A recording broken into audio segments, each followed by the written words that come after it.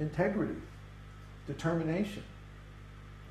I'm not going to give up until I actually reach this goal, whatever it takes. And Krishna, when he sees that determination, he talks about this in Bhagavad-gītā, vyavasayatmika buddhi, that totally fixed determination, that intelligence that says, I know this thing is real, now how do I get to the reality of it? When he sees that, he responds. And I can tell you, and anyone who has experienced this can tell you, Krishna is real, and he responds immediately. Not that you have to go through this long process for many years, and then finally, when you're old, maybe, No, Krishna responds immediately. He's awake, he's aware, he's present, he's everywhere, he knows everything. So if you please him, then he'll respond. He's not, Krishna is not, how can I express? Krishna is not a jerk. Okay? Krishna is a great guy. Really. Krishna is the greatest guy you're ever going to meet. He's very, very nice. He's very kind. The problem is we have this cheating mentality. See, the problem is us. The problem is not Krishna. The problem is that we have been conditioned with cheating mentality. And so we think that if we just take up knowledge about Krishna, that's good enough. No, it's not good enough. We need to actually approach Krishna personally. Krishna is a person. So we have to have a personal relationship with him. It's not difficult to understand if we're simple and straightforward and clear. When things get difficult, it means that we ourselves are being squirrely and deceptive and political. So we don't accept the political process. We don't accept the sham. We only accept the real thing. That means mysticism. That means at some point in your life you have to take a significant amount of time off from everything external and just go inside and make it. Get there, arrive, realize Krishna. You can get a taste by hanging out with sadhus and chanting and stuff like that. You can get it. That's the beginning. You get a taste, but then you go away from them and it goes away. So you're still not mature. You're still not right. But when you get to that point where, okay, it's time, you'll know it. I need to figure this out. I need to experience this for myself.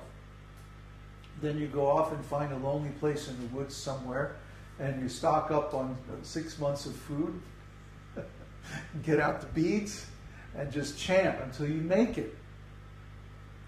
Every one of us has to do that. No one is exempt. You don't get there any other way. I tell this from the very beginning. From the very introductory seminar, I tell this. But it may take some time before you're ready to do that. It's very rare that anybody is ready right in the beginning. I mean, it's almost unheard of. So, put this process into practice and you'll find all these things are true. I'm not just saying this stuff so that you become a student or take a course or anything. Hey, I've got Social Security. I can rent my own house and be perfectly fine almost anywhere in the world except Europe or America because it's too darn expensive. But anywhere else in the world, I can go and I can live. I could live on the beach at Acapulco. I don't need this, but I want to do it because I want to help people. One more question? Yes, from Marino Klisovic. How does change of ontology happens? Only after experience or gradually? Is it sudden change or gradual change? Everything we're talking about is to change the ontology. It's a gradual change.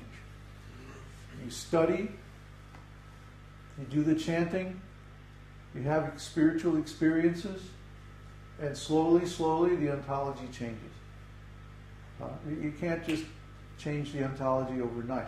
But you'll find that you have moments of great insight when you make sudden advancement. It's like the preparation takes a long time and the actual advancement happens very quickly. Yeah. Yeah, it's a quantum leap. It's the things build up for a long time and then boom, all of a sudden you make a breakthrough. So that's just the way it works. I don't know anybody who could just come in and like hear a couple of satsangs and then immediately they're advanced. That doesn't happen. What happens usually is that there's a long period of study and cultivation and learning, then gradually putting that knowledge into practice, and then after one becomes purified, all of a sudden there'll be this breakthrough. Then you go to the next level. And sometimes then you fall down again, and you have to come back.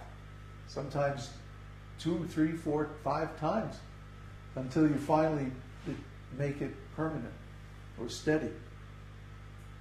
Steadiness comes from purity.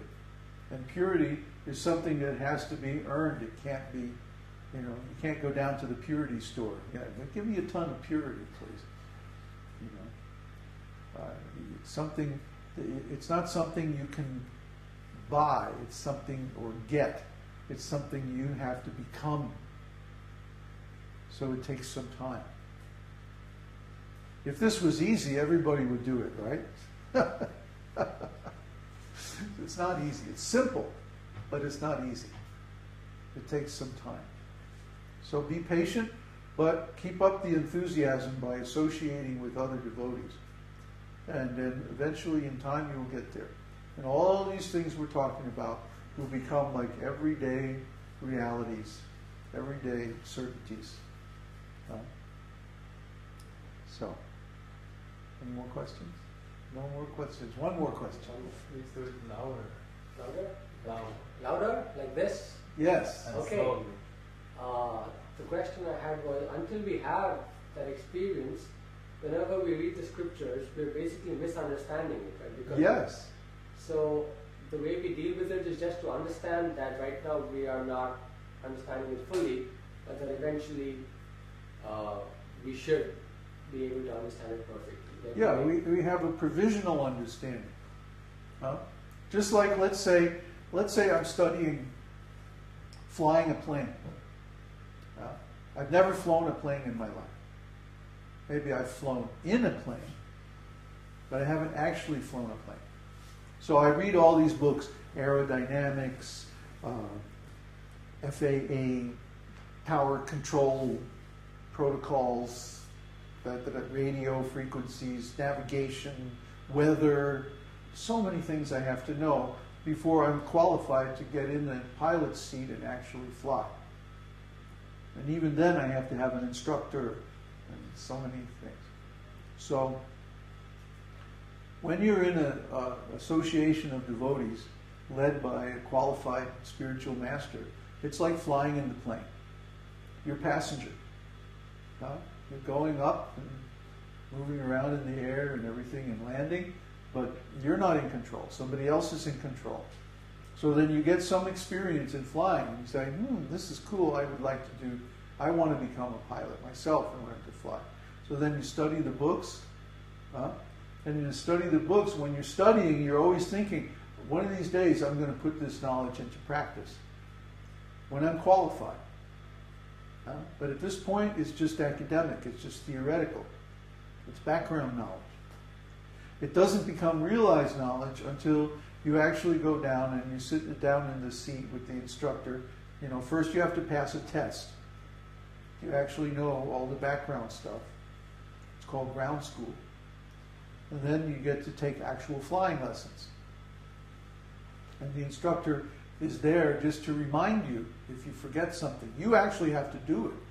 You sit in the seat, go through the checklist, turn on all the switches and knobs, clear for taxi, clear for takeoff, get your vectors, your altitudes, the whole thing. change the frequencies. You have to do it all. The instructor is just there to remind you, okay, now you have to change the frequency to the taxi tower, now to the control tower, now to the flight control, now to the weather. See? He just reminds you all of these things. So similarly, in spiritual life, there's like ground school. It means learning all of the terms, going through all the books, learning about all the procedures, everything, and then practicing them. Maybe before you actually fly a plane, you practice in a simulator. So we have a simulator. It's called a temple. See? And then Gaura-Nitai are here, Radha Krishna is here, and Śrīmad-Dev, Srila Prabhupada, they're all here. And you get to practice serving them. See? In deity form, in a temple. That's like a simulator. Then finally, one of these days, you're going to be able to sit down in the cockpit of your consciousness